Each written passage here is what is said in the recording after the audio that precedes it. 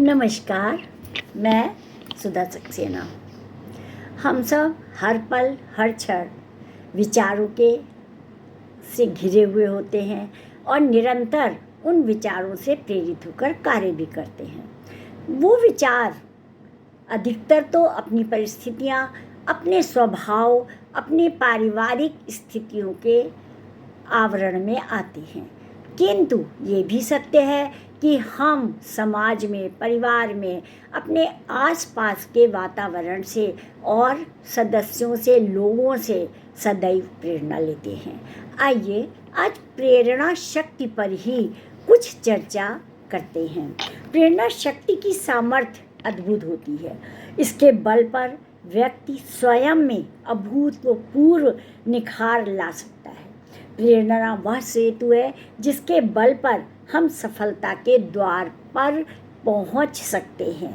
यदि हम किसी व्यक्ति के जीवन में प्रेरणा देने वाले बनते हैं तो उस व्यक्ति पर बहुत उपकार होता है, क्योंकि वह प्रेरणा के बल पर अपने जीवन को और निखार और संवार पाता है। इससे बड़ा पुण्य कुछ भी नहीं होता है।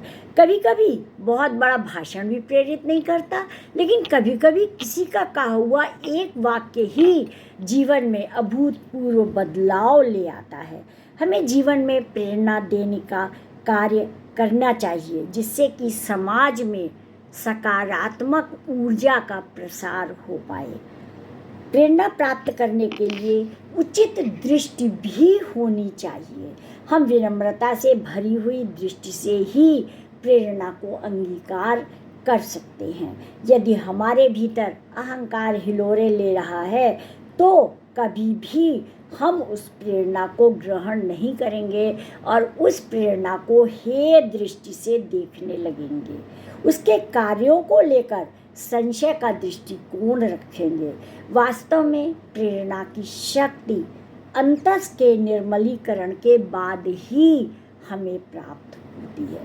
प्रेरणा शक्ति हम किसी से भी प्राप्त कर सकते हैं, फिर चाहे वह मनुष्य हो, पशु पक्षी हो, नदी पर्वत पेड़ हो।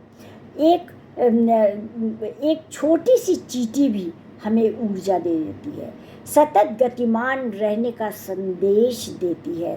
पुष्प की कोमलता भी हमें प्रेरणा देती है और पाषाण की कठोरता से भी हमें प्रेरणा मिलती है। निरंतर गतिमान नदियाँ हमें जीवन में प्रत्येक पड़ाव पर प्रेरणा देती हैं।